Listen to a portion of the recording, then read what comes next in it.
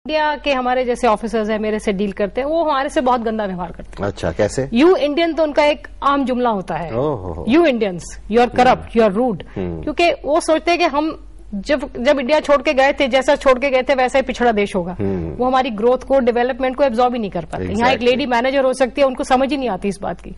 अच्छे अच्छे श्लोक सुना देते हैं अमेरिका में जो सीखे होते हैं, तो बहुत एक्सपीरियंस, बैड वर्ड जिसको मैं बोलती हूँ कि भाई मुझे श्लोक मत सुनाए। तो खासकर ये जो इंडियंस ताजे ताजे गए होते हैं और वहां का डेवलपमेंट देखा, उनका बिहेवियर होता है कि हमारे साथ चिल्लाएंगे, वहां वो चिल्ला नहीं सकते। एक इंडियन एयरपोर्ट में आके ऐसे चिल्लाएगा, अमेरिका में कभी नहीं चिल्लाएगा। हमने भी इतना ट्रैवल किया है। वहां चिल्लाना अलाउड नहीं है, क्योंकि वहां पर चिल्लाने के अगेंस्ट रोष प्रकट होता है। सिक्योरिटी या को पैसेंजर्स वो रोष प्रकट करते हैं। हर एक की अपनी एक लिबर्टी है, फ्रीडम है, वहां सबकी रिस्पेक्ट होती है। करेक्ट। यहाँ पर एक जनरल थिंकिंग है, चिल्ला लो, इंडिया में आएंगे चिल्लाएंगे तो काम हो जाएगा। तो ये जो आपने कहा कि फॉरेनर नहीं चिल्लाएगा, नॉर्मल इंडियन भी नहीं चिल्लाएगा, लेकिन ये जो आपका ये अनुभव रहा है, मेरा अनुभव रहा है। और डिलेज वगैरह जब होते हैं तब क्या होता है? डिलेज में अब कितनी वजह से जो डिलेज हैं, हम कितना भी कोशिश करते हैं डिले के रीजन एक्सप्लेन करने की, कई रीजन हो सकते हैं। बहुत कम लोग होते हैं जो एक्चुअली रीजन को समझ के शांत रहते हैं। जनरल बिहेवियर होता है कि तुम एयरलाइंस वाले ऐसे ही करते हो, डिले कर देते हो हमारी फ्लाइटों को। अब कहीं डेस्टिनेशन का मौसम खराब है, ठीक है, दिल्ली का मौसम अच्छा है तो पटना का खराब होगा तो फ्लाइट नहीं जा सकती। बहुत मुश्किल होता है समझाना, और फिर टेक्निकलिटीज इन्वॉल्व होती है कि कौन सा जहाज किस मौसम में कितनी विजिबिलिटी में जा सकता है, कौन पायलट ले जा सकता है, कोई नहीं ले जा सकता। उसकी लिमिटेशन डीजीसी की है, एक एयरलाइंस की नहीं है। लेकिन आम पब्लिक का ये कहना होता है फॉग है तो कोई फ्लाइट नहीं जा पाएगी। उसमें कोई एयरलाइंस का जाती पर नहीं होता है कि हम जान के डिले कर रहे हैं, लेकिन एक रीजनल बायस कह देते हैं लोग, आप तो रोज ही पटना की फ्लाइट लेट करते हैं, आप तो रोज ही भुवनेश्वर की फ्लाइट लेट करते हैं। एक एयरलाइंस को किसी रीजन से कुछ लेना देना नहीं। हम सबके लिए फ्लाइटें चलाते हैं, सब आए सब जाए, हम किसी रीजन को नहीं करते।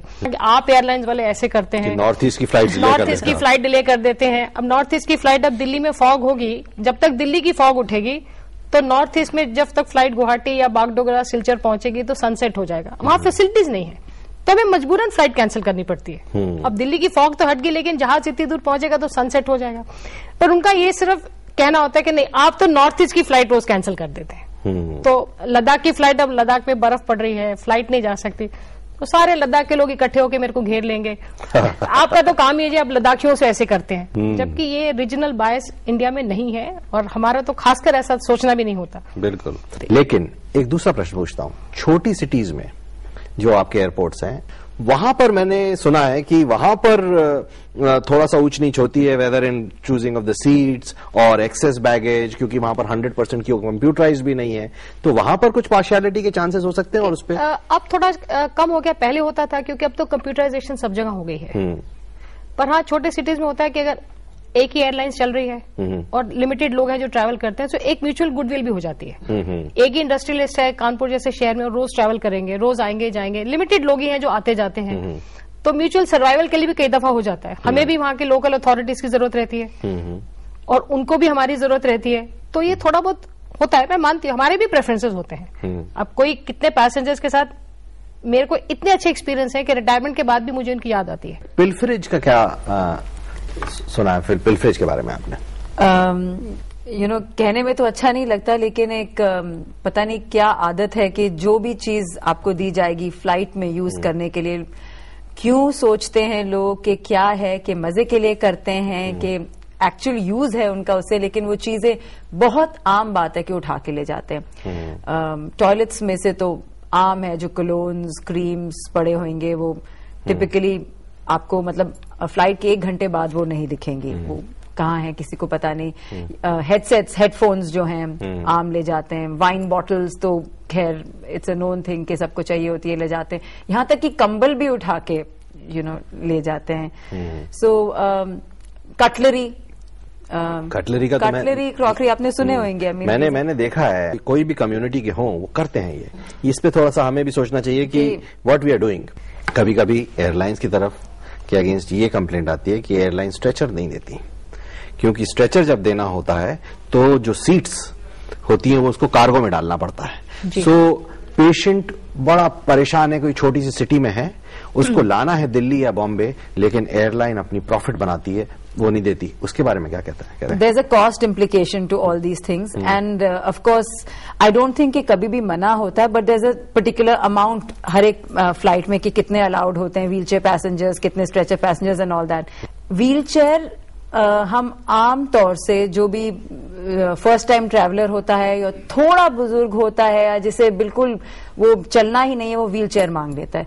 तो वो चाहे तेज से चल के फ्लाइट में आ रहा है, लेकिन व्हील चेयर में जाके जैसे पहुंचेंगे आप इंटरनेशनल एयरपोर्ट पे बैठ जाएंगे, सो इट्स अ जोक। और व्हील चेयर्स भी सिर्फ इतनी होती है एक फ्लाइट के लिए। व्हील चेयर्स एक सहूलियत हो जाती है कि अभी हमें ढूंढना नहीं पड़ेगा गेट किस में जाना है, चल के जाना नहीं पड़ेगा, आराम से बैठ के वो धक्का दे के ले जा रहे हैं। तो कई जेन्युइनली होते हैं। हमने बात करी कि पैसेंजर्स का बर्ताव स्टाफ की तरफ कैसे रहता है, जरा हम ये जानने की कोशिश करें कि स्टाफ का बर्ताव दूसरे स्टाफ की तरफ कैसे रहता है। मतलब जो पायलट्स वगैरह होते हैं उनका बर्ताव कैबिन क्रू की तरफ कैसे रहता है। I can speak only for my own experience कि मैंने तो ऐसा कोई नहीं नोटिस किया कि कैसे क्रू के साथ, बिकॉज टिपिकली जो इंटरनेशनल कंपनीज होती हैं it's very job description is very clear. So ऐसा कुछ है ही नहीं कि मैं सुपीरियर हूं तो मैं, yes the captain is the commander of the ship and there is no doubt about that. उसके अलावा कोई डिमार्केशन डिसरिस्पेक्ट है ही होता। आप बताइए कि इंडियन जो भारतीय एयरलाइंस है उनमें होता है कि नहीं होता? नहीं, ऐसा कुछ क्लासिफाई नहीं कर सकते हैं आप, पर हाँ एक रिस्पेक्ट तो, जैसे हम और लोगों की बात कर रहे थे कि उनको अटेंशन की है, एक कमांडर के लिए भी कहा जाता है भाई वो फ्लाइट में जा रहे हैं तो उनको टीज मत करिए, उनकी एक मेंटल स्ट्रेस होता है उस वक्त। तो आपने अगर पायलट को हंस के पोलाइटली एक स्माइल लेके गुड मॉर्निंग बोल दिया तो बाकी की 2 घंटे की फ्लाइट आपकी शांति से गुजर जाए। ब्यूटीफुल पॉइंट आपने बोला। और किस तरह का एक्सपीरियंस रहा है आपका ग्राउंड स्टाफ पे? जैसे फॉर एग्जाम्पल प्रोटोकॉल का दूसरा है अराइवल प्रोटोकॉल, मतलब आपको क्यू से विस्क करके हम जो डिप्लोमेटिक्स का जो एरिया होता है, इंटरनेशनल में भी ऐसा प्रॉब्लम ऐसा आता है। जो प्रोटोकॉल वाले वो ये भी इस बात को भी नहीं देखते कि इसमें सिक्योरिटी लैप्सेस हो जाते हैं। मेरे साथ खुद एक्सपीरियंस हुआ है कि मंत्री जी को छोड़ने अगर 6 आदमी आए हैं तो बिना सिक्योरिटी के उनमें से एक बिना बोर्डिंग गार्ड के बंदा जहाज पे भी पहुंच जाता है। और आजकल के जो हालात हैं, हमको रिस्पेक्ट करना चाहिए कि प्रोटोकॉल, मैं तो समझती हूँ कि वीआईपी की खुद की भी एक रिस्पॉन्सिबिलिटी होनी चाहिए कि अपने प्रोटोकॉलों को एक लाइन के बाद मना कर दें। इसके बारे में मेरी एक दो मिनिस्टर से, एक तो कैबिनेट मिनिस्टर से बात हुई जी।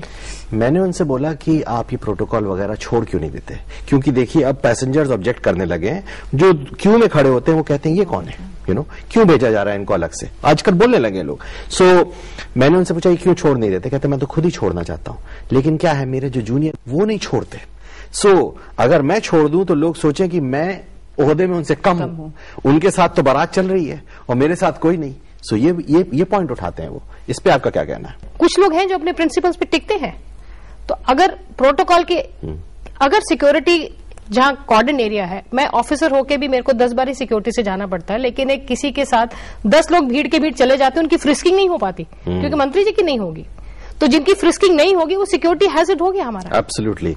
ये तो हमने बोला वीआईपी के लिए। अब हम बोले आम आदमी के बारे में। आम आदमी भी फ्रिस्किंग को ऑब्जेक्ट करता है कई बार, आम आदमी भी अपने नखरे दिखाता है। What do you have to say on that? क्योंकि हम आए दिन उस जो सिक्योरिटी एग्जामिशन की एक्सरसाइज है उसको हम एक्सपैंड करते रहते हैं। हमारे हिसाब से हर इंसान को सिक्योरिटी से जाना चाहिए। क्यों हम लेकुना छोड़ते हैं, चांस छोड़ते हैं कि ये इसकी फ्रिस्किंग नहीं होगी। किसी भी कैटेगरी की फ्रिस्किंग करने से कोई सिक्योरिटी वाले आपको कुछ करते नहीं है। एक मेटल डिटेक्टर से सिक्योरिटी चेक कर लिया, आप आराम से जाए, उससे कॉन्फिडेंस बाकी पैसेंजर का भी बनता है। पर हर बंदा चाहता है कि इस रैंक का बंदा जा रहा है या इस डिपार्टमेंट का जा रहा है तो मैं क्यों ना जाऊं। कभी कभी आम आदमी कहता है सिक्योरिटी के स्टाफ को, मेरे पास बम है, मजाक कर रहा है, और मजाक थोड़ा सा मेरे को लगता है थोड़ा बेहुदा मजाक है, लेकिन मेरे पास बम है, क्या चेक कर रहे हो, टेररिस्ट को तो पकड़ नहीं पाते, हमें ही चेक करते रहते हो। आपका इस पर क्या पॉइंट है? How do you react to this? I think it's something to be ashamed of, क्योंकि मतलब हमें चाहिए भी सिक्योरिटी, हमें चाहिए भी सब कुछ बेस्ट चाहिए, हमें चाहिए कि the whole experience should be wonderful, safe of course, सब कुछ, लेकिन हमने उनके साथ अकोमोडेट भी नहीं करना। और दिस इज लाइक, और वो सिक्योरिटी ऑफिसर ही एक है जिसको आप अपना थोड़ा सा एक फुलिश पावर दिखा सकते हो, वो अपनी बेचारा ड्यूटी कर रहा है। I have seen it airports में ऑल द टाइम, जो सिक्योरिटी चेक इन से बैग जो डालना पड़ता है हैंड बैगेज, तो अगर रूल है कि लिक्विड नहीं ले जाना या पॉइंटेड ऑब्जेक्ट नहीं ले जाना, तो आधे आधे घंटे, एक एक घंटे आर्ग्यू कर रहे हैं आप वहां खड़े होके कि why can I not take this और why can I not take it. So I think typically हमें आदत या तो रूल्स की नहीं है, या फिर रूल्स तोड़ने में एक हमें मजा आता है, रूल फॉलो नहीं करना, और फिर कंप्लेन करने की भी आदत हो चुकी है।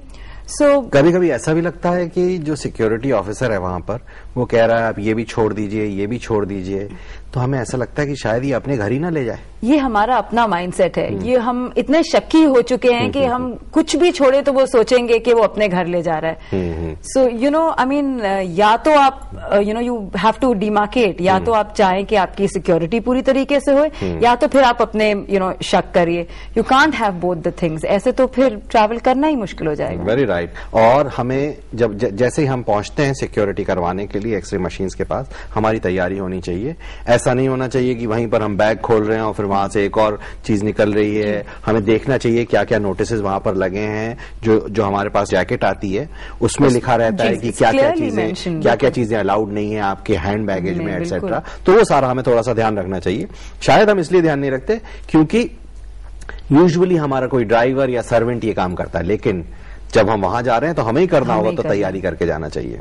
Hand baggage, the most common problem जो फ्लाइट्स में होती है, सबको पता है कि ओवरहेड बिन है और उसी साइज का अलाउड है, लेकिन वो जब तक प्लेन पहुंचेगे नहीं और बाय चांस वो एस्केप कर भी गए किसी न किसी तरह से, तो प्लेन के अंदर आके भी वो उतरने तक वो उनकी लड़ाई जारी रहेगी कि ये मेरा बैगेज आप यहाँ रख दो, या कहीं और रख दो।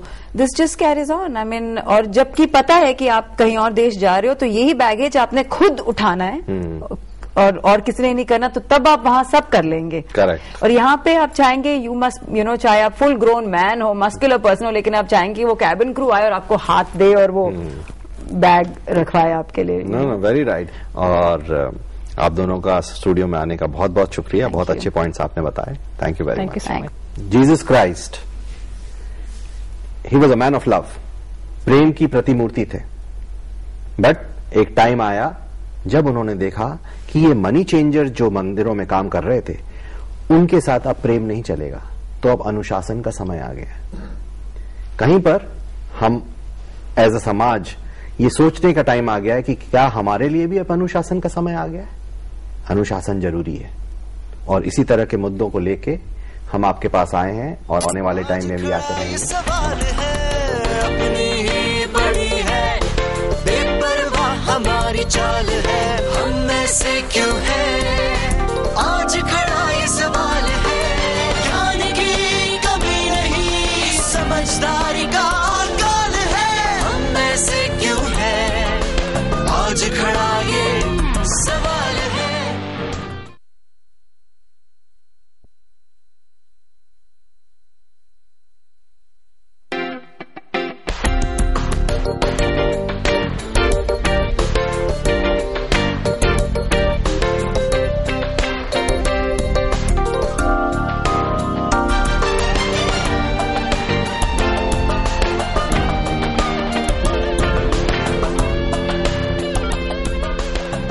यूं तो भारतीय समाज हर विषय में जानकारी और रुचि रखता है, पर क्या हम एक समझदार समाज भी हैं? क्या हमें सिर्फ अपनी पड़ी है और दूसरे की कोई चिंता नहीं? क्या हम जानते हैं कि अगर सिर्फ हम अपना ही ख्याल रखेंगे और दूसरे का नहीं, तो कल ना तो हमारा समाज आगे बढ़ पाएगा और ना हम। हमारी सड़कों पर और भी ज्यादा ट्रैफिक होगा, और भी ज्यादा धूल होगी, हमारे पार्कों में और भी ज्यादा कूड़ा होगा, और हम अपने आने वाली पीढ़ियों को अनेक लाइलाज समस्याएं विरासत में दे जाएंगे। दूसरे का ख्याल रखना समझदारी की सीढ़ी की पहली पायदान है। हमें यह देखना होगा कि वो कौन से क्षेत्र हैं जिनमें हम समझदार नहीं हैं और क्या कारण है हमारी नासमझी के, और कैसे हम एक समझदार समाज का निर्माण कर सकते हैं।